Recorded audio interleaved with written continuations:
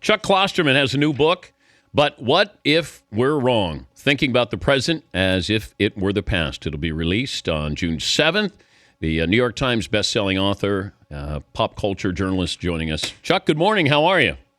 Pretty good. How are you doing? Doing okay. We were talking about celebrations. You've written about the NBA culture, without trying to sound like or sounding like the get off my lawn guy. What do you think of celebrations now, in particular Steph Curry? Well, I mean, this just seems to be like something that never changes. I mean, I felt like this argument happened with Mark Gastineau in the 80s. There's just this kind of continual discussion over whether or not athletes should celebrate and bring attention to themselves while they're playing. And inevitably, younger people think they should, older people think they should not, and then 20 years passes, and the young people become old, and they don't like what's happening now. I mean, this will never change. I don't think this is a debate that will ever end. But do you have a problem with Steph Curry the way he plays? Not really. I guess I don't. It seems as though when you're in a position that he is in, the way like the same position Jordan was in, and that when you are sort of perceived as being on top of the mountain, and that you're number one in this continuum, it's somehow acceptable for you to be a bit arrogant because the entire world is trying to knock you off. Also, I don't see him as somebody who's really, I don't know, he's so boyish looking. I think that affects my opinion because it doesn't seem adversarial to me. Well, LeBron, who's only a couple of years older than Steph, couldn't get away with this. But Steph can because, and I said that about 15 minutes ago, he looks younger, therefore you almost feel like that is the boyish enthusiasm, whereas LeBron looks like a grown man. Oh, it is. It would be like if a bunch of high school kids are playing out in the yard and the little 11-year-old brother starts playing, and he's great. Nobody would care if he talked trash the entire game. It would be charming. But if any of the older kids did, then they're just boorish. So it is odd. There's an aesthetic advantage he has by looking kind of like a teenager. But we didn't have a problem if Bird or Jordan were going to trash. Like Bird would tell you where he was going to shoot a jump shot. And imagine if Steph Curry said, I told Steven Adams I was going to cross him over and then hit a jumper in his face. Social media would freak out if that happened, whereas Bird did that on a regular basis. It did, although during that period of time, Bird is now known as being this guy who talked junk the whole game. It didn't so much seem that way when you were watching those games in the 80s, though, because it wasn't performative. It was actually kind of conversation between the guys on the floor. What seems to bother people is when the guy in the upper deck can tell something is happening. That's a great point. So it's the visual extension. I just heard you talking about, like, Butch Johnson. I remember when people were very critical of Butch Johnson because it was such a visible thing. It seemed as though he was not just showing up the opponent, but I think visiting crowds felt he was also insulting them because they could see it, That has a lot to do with it. So when Curry kind of shakes his shoulders or whatever, I guess that is a visual thing, but I don't know. I always, I would have this debate with my dad all the time because, of course, my dad hated any guy like Deion Sanders or whatever who seemed to be bringing attention to himself. But what I came to realize is that it's good to have players like this because it allows a certain kind of person to pick who they like. That, if you're the kind of person who wants sports to be more entertainment, you're drawn to the guy who seems to be outwardly having fun.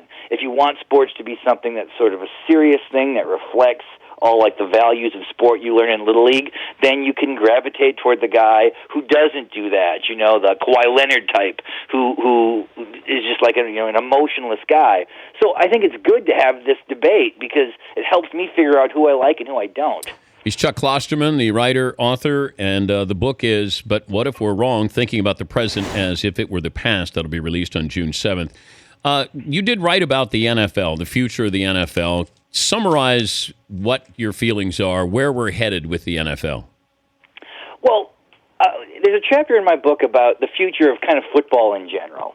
And, what I'm saying is, or arguing is that there seems to be two pre-existing opinions about the future of football. One is that it's doomed, and that it's just, only a matter of time before the issues over CTE and the violence and people not letting their kids play football eventually waters down the game until it essentially doesn't exist anymore, and it's going to be something we look back on like gladiator fights or whatever. And then there's another opinion, which is that, well, football's too big a business, it's too much of an institution, it's too central to the culture, so the game itself will change, it will become less violent, the people who control the sport will figure out a way to make it acceptable to people who do not sort of like the brutality of it. But in this book, what I talk about is the possibility that these pre-existing ideas about many things, sports, science, literature, music, might be wrong. So I look at these two ideas and go like, well, what are other possibilities? And one that I think is real plausible is that violence doesn't stop football, but it ends up sort of saving it. Because the people who are against football as a violent act tend to be people who assume that that their argument is rational, that they believe that as people realize how violent this game is, that they will just eventually quit. What they don't realize is that there's a subset of the populace who sees things like adversity and toughness and the physicality of football as maybe the last bastion of that to exist, and that this is actually a real central part of our culture and our society, and that football, though maybe less popular overall in 25 years, might be more important because it will be the space where this ideology can still exist, and that the violence of football is actually the most important part and the thing that will save it. Do you think fans want more or less violence? Well, no one goes around saying that they want more violence, right? You don't hear anyone saying, society's not violent enough, I wish football was more violent. But when you watch people or listen to people talk about a football game they're watching, the things they want from the sport are tied to the violence. There's still nothing like a really physical defensive battle for a football fan, right? They're watching a game and it's 14-6 in a blizzard, and it's just guys pounding each other. It almost becomes the way they maybe remember football from the 70s. They love that. Now, when you say you love that event, when you love that 14-6 game in a blizzard where guys are pounding each other, what you are essentially saying is, I want more violence. Yeah. I miss this part of football. But you use a different language. It's like a semantic thing. I in this chapter, I quote a Real Sports episode about Jim Harbaugh. And Jim Harbaugh talks about this, and after that he thinks football is maybe like the last place in society where to be a quote unquote like a man exists is in football. And after the piece, Andrea Kramer and Brian Gumbel are discussing it, and they're both kind of aghast that this sentiment was expressed. But this sentiment exists, and it's more widespread than I think people in the intellectual community might realize. I mean, the people who are against football tend to be people in the media, in academia, maybe they're in the medical profession, they're in the law profession, they're very smart, intelligent people, but they live in a world where there really isn't any physicality, where violence is so distant, it's only seen as something that interferes with your day-to-day life. But if you talk to a construction worker or guys who move furniture or farmers or whoever, they see those qualities and the qualities that are part of football as something that is central to life. And I can imagine a future where football exists for a political reason. I look forward to the book, Chuck. Thank you for joining us. We appreciate the insights. Thanks a lot. All right, that's Chuck Klosterman. The Dan Patrick Show, weekday mornings on Audience.